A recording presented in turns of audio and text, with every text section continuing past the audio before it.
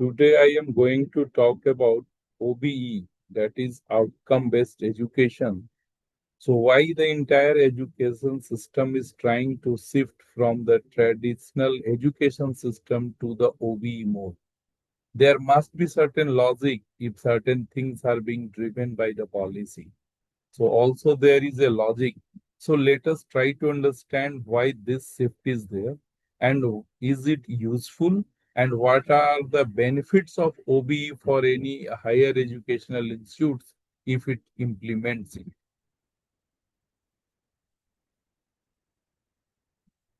So see, it's a beautiful picturization of our education system. It may appear funny, but it is the truth. If it comes across to the fair selection or the adjustment of the competence of the students. Usually as an instructor, as an evaluator, what we do, we assign the same tasks to the different set of people. And ultimately, it may not be congruent with the objective of the assessment because each one is unique and they have certain unique uh, skills that need to be evaluated and that skills distinguishes themselves, right? So see, if we call it a educational landscape, then the landscape is input to outcomes. It means the shift I was talking about, it is a shift from the input-based system to the outcome-based education system. So traditional approach, where what we call it a input-based system, OBE approach, and why the shift that we need to understand. So input is the integral component, it is bound to be there. But what kind of input, what kind of approach that we will discuss later. So first of all, we should know why the shift is there. Because India is a signatory of Washington Accord and accordingly the global accreditation bodies, what they expect from us, we have to abide by.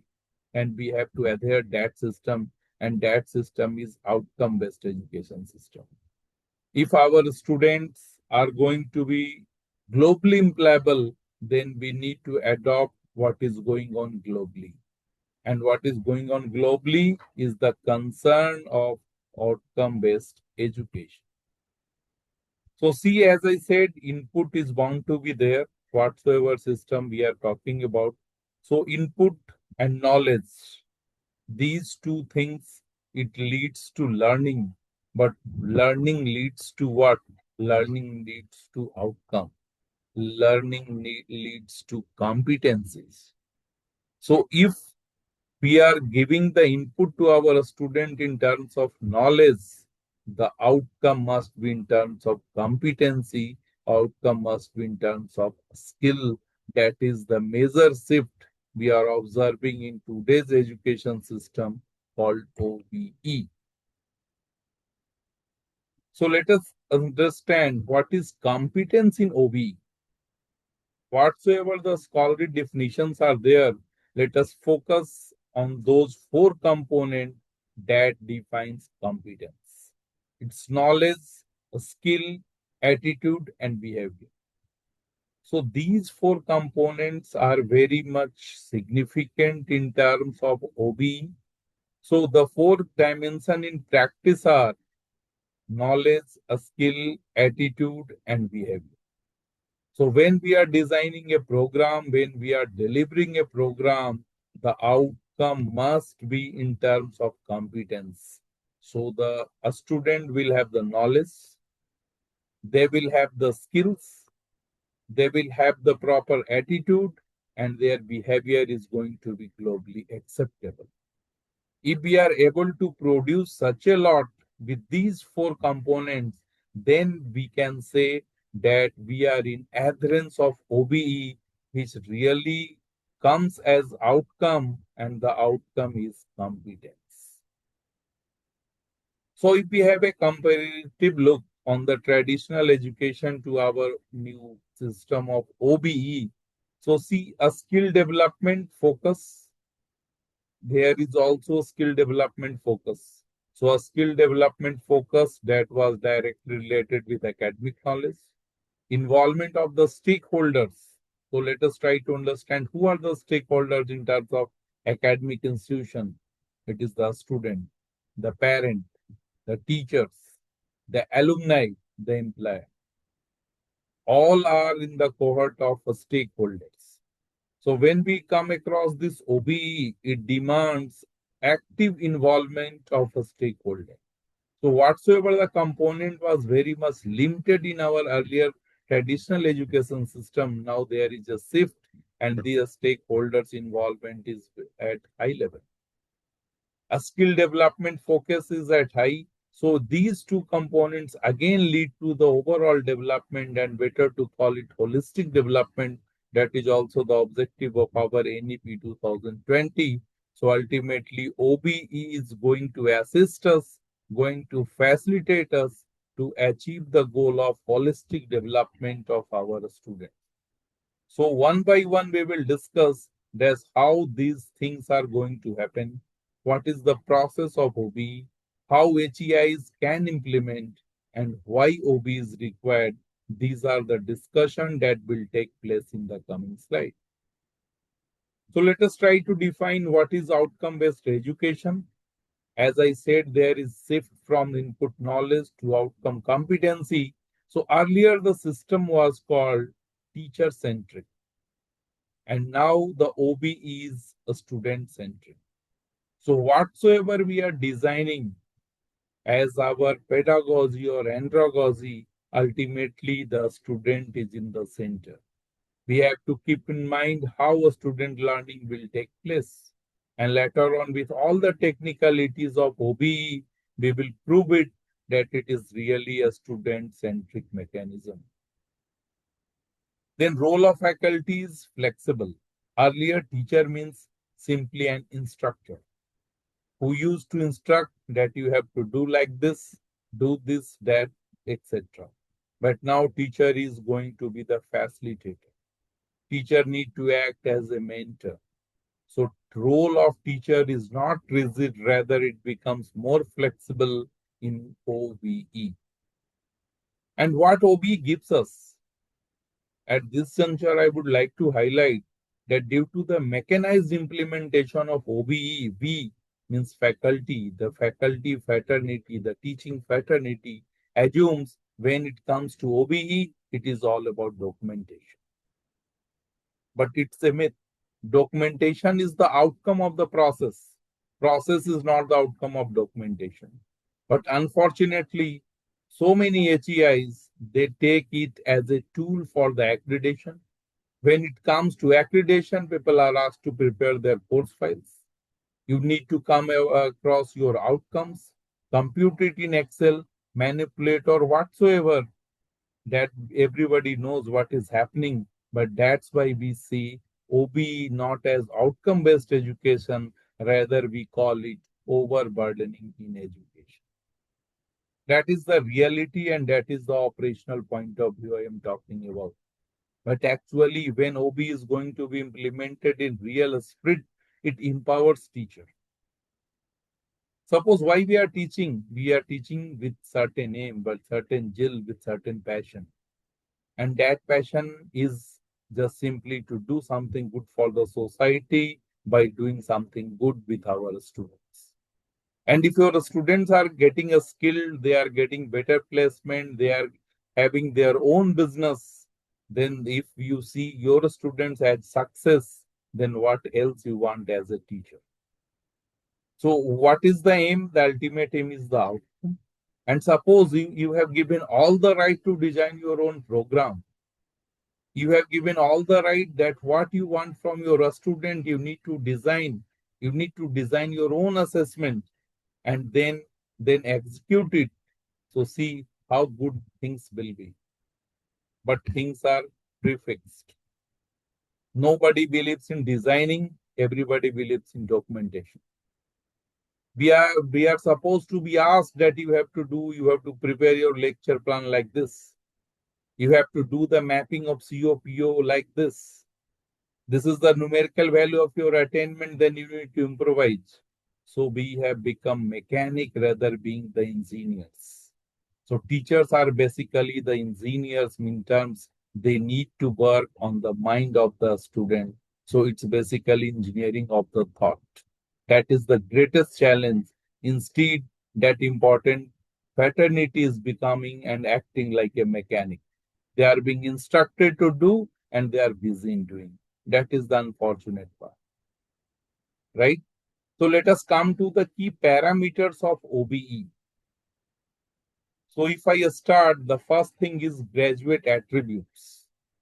Graduate attributes means if a fellow is getting graduated from a particular program, what kind of a skill set he or she is going to have. These are the attributes that is expected from the every graduate from the outside, right? So what others are expecting from you, that is the graduate attributes. And that graduate attributes gets translated into program outcome. Then one technical term is program educational objective that is broader in nature. When a university is designing a program, so first of all, you need to design the POs, means why you are designing a program. What is the objective of designing the program? So PO is basically something that we measure after graduating of our students of 3 to 4 years, 3 to 5 years, means how they find their education, their curriculum relevant to the real life. That is the measurement of POs. Then it comes to program outcome, means if a graduate is of a particular program, what kind of a skill he or she is supposed to have. So it's a deeper correlation with the graduate attributes. And that's why I said graduate attributes are getting translated into program outcome. Then comes program specific outcome. Usually I would like to clarify the differences because people get confused. They don't understand, so they can't design. When I ask the faculties that what is the PSO of your program, they are getting confused. They say, sir, PO is there, POs are there. Why PSO? And see, why PSO? The answer is each program has its own uniqueness. And when we are supposed to design PSOs, means you need to define that uniqueness of your program. What is the difference between a graduate of computer science engineering and a computer application? What if someone is pursuing MBA with a specialization in analytics with a specialization in HR? So obviously there is uniqueness. That unique skill of your program is your PSO. So we need to understand clearly the difference between PEO, PO, and PSO. So I will repeat: PO, something that we measure with our alumni who have 3 to 5 years of graduation and how they feel whatever has been taught to them. That is the PEO. That's why when it comes to execution of OB, department need to map their mission with PO. Because vision is there, then to achieve your vision, you are acting in mission. And that mission need to be related with your POs so that it aligns that whatsoever is the desired, you are working on it. That is the mission and PO. Then comes program outcome. So whatsoever program outcome, and usually it is given by the accreditation agencies. Like NBA, they provide POs for MCA, for MBA, for engineering. Right? So whatsoever has been provided, that is the fixed one and we have to follow. If not, then you can design. How it will be designed, how it will be mapped, that I will talk in the next lecture series. Right? So coming to the course outcome, that is the fundamental. Right? So backward integration should not be there. It's an integration like, first of all, you need to define the objective of your program. Then your program outcomes need to be aligned because objective is always broader in terms of your outcome. Then How to attain PO, you need to divide COs. Because each course, it's like even 1 plus 1 plus 1, so it will become 4 or 5. That is the desired outcome. So each course need to be aligned with the program outcome, and so that we map course outcome with the program outcome. So there is logic. It is not a task that we are doing. We have been asked to do the mapping. It is just a tool to check the relevance. It is just a tool to guide us that we are on the right path or not. Because how a program outcome will be achieved until unless whatsoever are the integral component of 2-year, 4-year program, if each course has not got alignment with the PO, then it becomes irrelevant. Then you can't meet your program outcome. So that's why it is essential to map your course outcome with the program. And see, whatsoever I was talking about, it is being summarized in this diagram. So vision and mission is department is going to have. Then POs, it is going to be aligned with the mission. Then it comes to program outcome. As I said, graduate attribute getting translated to program outcome. The diagram says the same. Right? Then it comes to program a specific outcome, and the base is the course outcome. So if you consider a pyramid of OBE, whatsoever the base is, that is the course outcome, and whosoever is the base, the teacher. Because who is teaching the course? The teacher. Whatever, however you have designed your course, however you have assigned the outcome, you have ascertained your outcome. So that is, it means the faculty has all the owners, because faculty is the base if we consider OBE as a pyramid. So our role is significant. Then what are the various procedure? If we talk about the general procedure of OBE, it is all about, first of all, need to define measurable outcome that I was talking. And later on in my next lecture, I will talk a specific about the COs, how to design CO, how to map it with PO, how to design PO. PO is not given for any program. How to design our PO, how to do mapping of PO with mission. All such things will be taken care in the next lecture, right?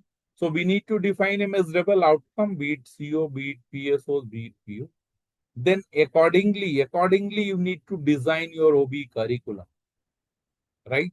And ultimately, it's all about TLP, teaching learning process. So the plan, the teaching and learning, we call it TLP. The way we have adhered to the TLP, it will decide the fate of the OB. And how it will decide? For that, we need to make a system which believes in continuous assessment, right?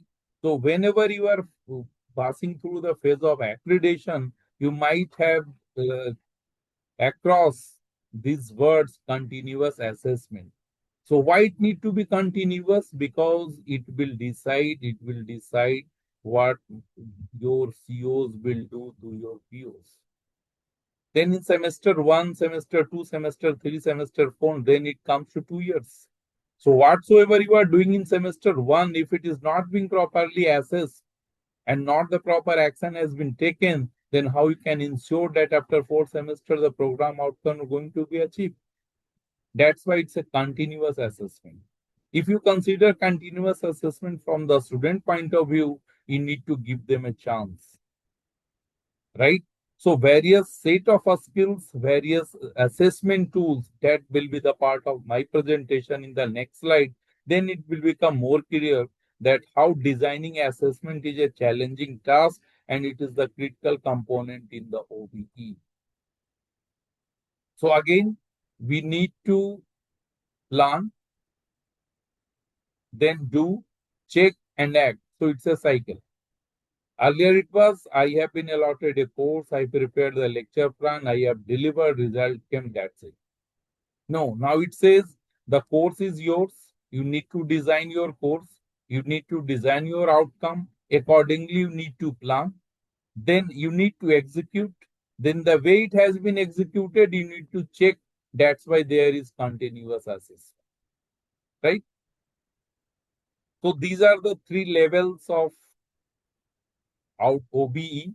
As I have discussed, CEOs, PSOs, and PO definitions are there, and I have tried my best to make it clear to you. Again, I will repeat that if someone asks you what is the difference between PO and PSO, then the answer is POs are in gross the program outcome, what a program aims to achieve through the graduates, that is the program outcome.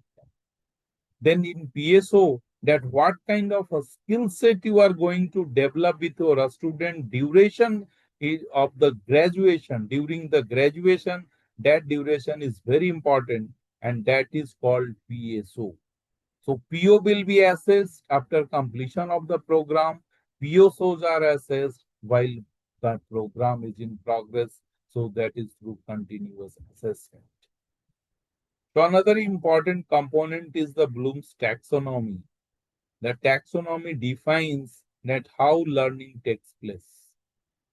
And everybody is talking about Bloom's taxonomy, but with my experience, I would like to say that it's something very much critical in nature. Still, people don't understand. So they say that I have been asked that my question should be from this taxonomy level aligned with the CO. But when the same teacher is being asked to narrate their story in terms of quality index of their question paper, they simply blindly do a blunder. Suppose a course you are trying to teach, the outcome is up to the level applied, and just for the betterment of the index, you are asking a question to your student from the level create. Then you are not doing justice with your students.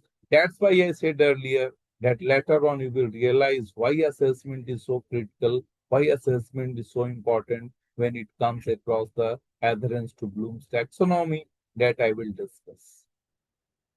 So see, broadly Bloom's taxonomy has two kind of thinking. If we define it order, lower order and higher order. So level 1, 2, 3, that is remember, understand, and apply, it comes up to lower order thinking, right? So lower is not inferior. It's a ladder. Taxonomy is a ladder. If I go back, see, remember, then only you can go to understand.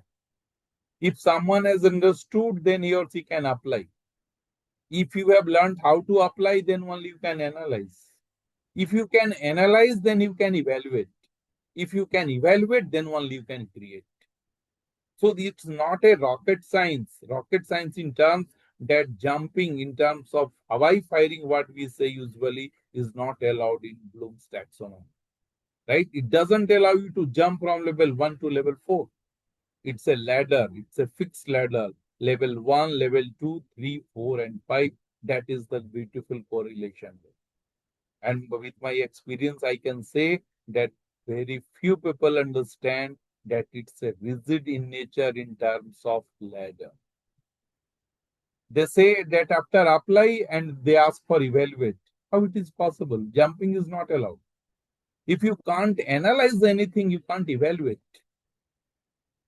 And this concept, this misconception leads to wrong framing of your question paper. It leads to not the adopting the adequate measures for assessment. So how you can achieve the desired outcome, it's a challenge. Like I said, three levels, lower order, next three, higher order. So analyze, evaluate, and create fourth, fifth, and sixth. It is considered to be in the higher order thing. So it's a challenge for the teacher that how we will ensure that learning is taking place. How we will ensure that the student that has learned something, they have gone up to apply, then the curriculum designing will ensure that in a particular domain X, how the apply will go to create. And that is the beauty of designing the curriculum. So curriculum designing has got a purpose. It's not a random choice that in first semester, this paper, second, this, third, this, fourth, this. There must be a logical sequencing to adhere to the Bloom's taxonomy. Whatsoever are the industry requirement, if you can't understand, how you will decide the program outcome? How you will decide your PSOs? So that is the outcome when you are following the taxonomy, when you are designing your curriculum in such a way that yes, it appears that I have a target-based approach, that in these 4, 5 subjects, it will go to fundamental knowledge is required, so it will go up to apply. Next subject, next relation with the subject, that will lead to the create, that is the upliftment of the students' thinking. That's why it is called higher order thinking. So again, regarding create, lot of debate takes place.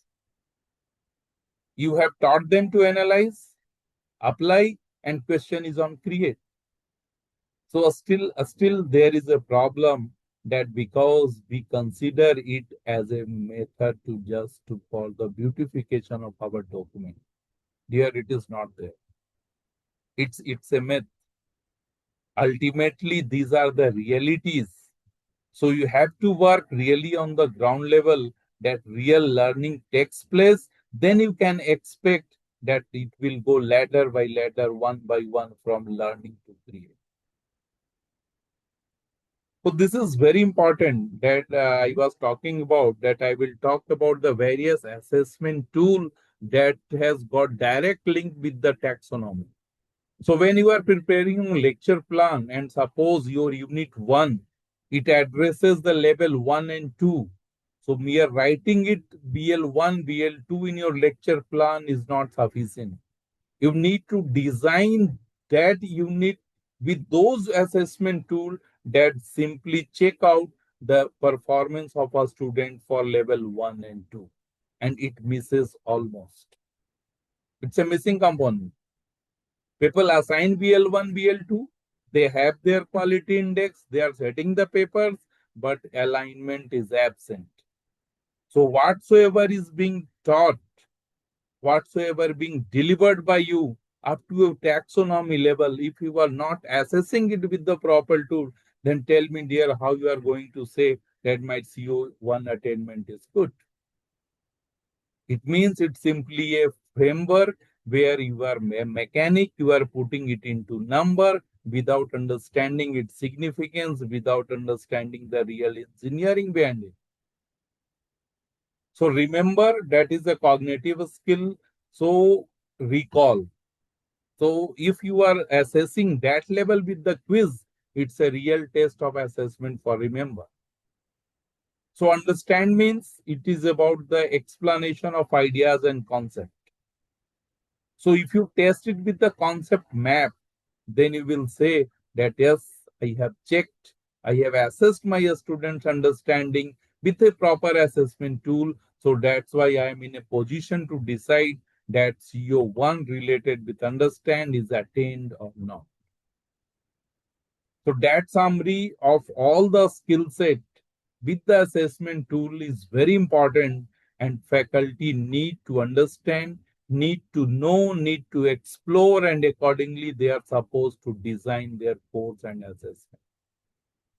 So when it comes to OBE, there are two broader assessment methods. One is called direct assessment, another is called indirect assessment.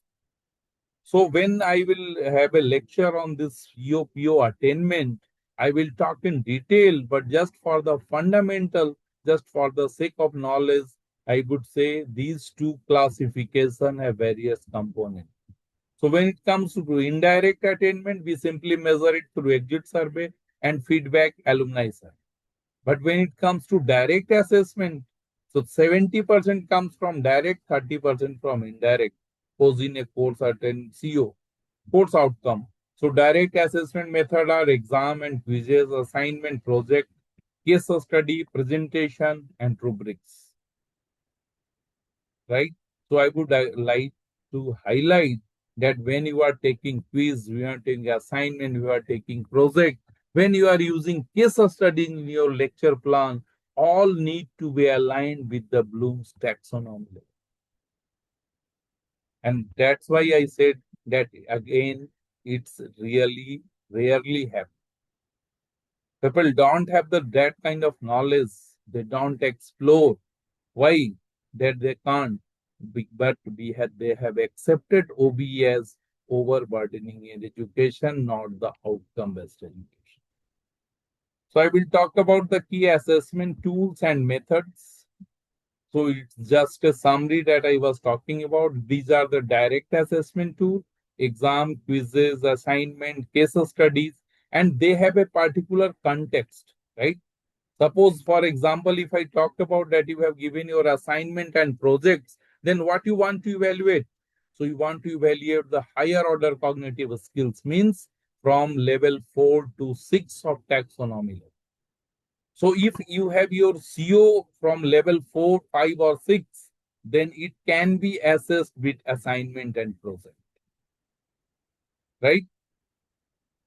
Similarly, in direct assignment, it's very much technical, like for a survey are there, feedback is there, and you are getting the data and computing, it's not a big deal. But real engineering lies in direct assessment when you are designing your assessment tools as per your taxonomy level. So this slide will talk about just assessment, a strategy and attainment analysis. It is technical in nature. And if you have a background of COPO attainment process, then only you can understand. Otherwise, I will be elaborating these contexts when I will be discussing about the COPO attainment. So these are the steps for any HEI to implement OBE. First of all, you need to define your vision. Then the outcomes, that is your PO. Then PO, if program is being regulated by a body, regulatory body has given the PO, it's fine. Otherwise, you need to draft. As I said earlier, that in next lecture, I will talk about designing of PO, PSO, POs, and how to align it with taxonomy level, how to align it with the objective and mission. That will be discussed in the coming lectures. So HI need to define the vision. Accordingly, they need to design the curriculum. Then particularly, they need to be very much choosy in choosing, just selecting the teaching strategy, because it will decide the fate of your outcome. Then design assessment, and the assessment provide a scope. One is evaluate, another is to improve.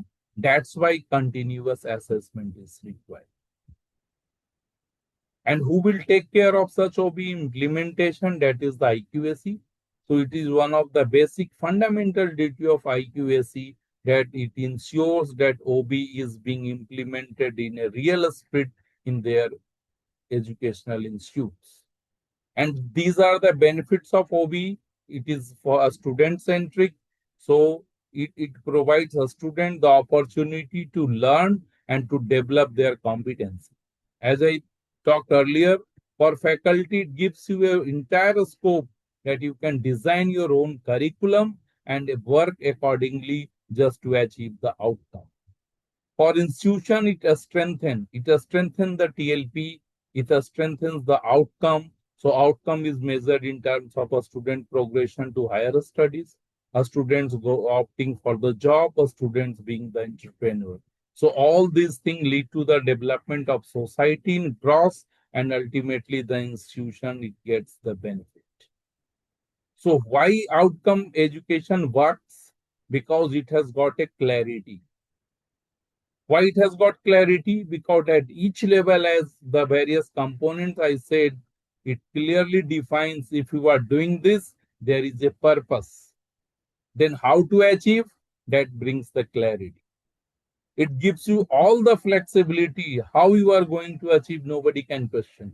But it has to be rational, it has to be logical, it has to be aligned with the desired outcome. So that kind of flexibility is there. So comparison is there. So you can compare the performance of a student, performance of individual, performance of your class, performance of program and institution. And that's why all the ranking agency, they are using OBE to rank, to compare, to assign the grade to the institution. So again, OBE facilitates it. So ultimately, its involvement, as I discussed in the start, that the difference between the old and new system is that the stakeholders had got better involvement, better say in the system to improvise it.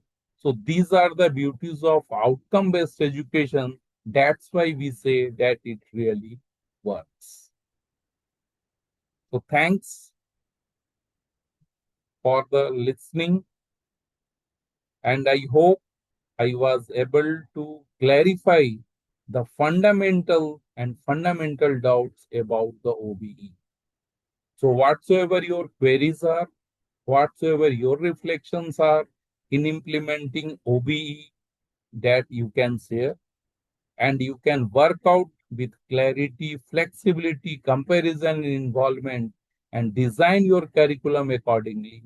If you have any kind of suggestions, any query, most welcome. You can contact directly through this media. LinkedIn profile is there. By scanning it, you can directly approach me, and I am available through this Gmail.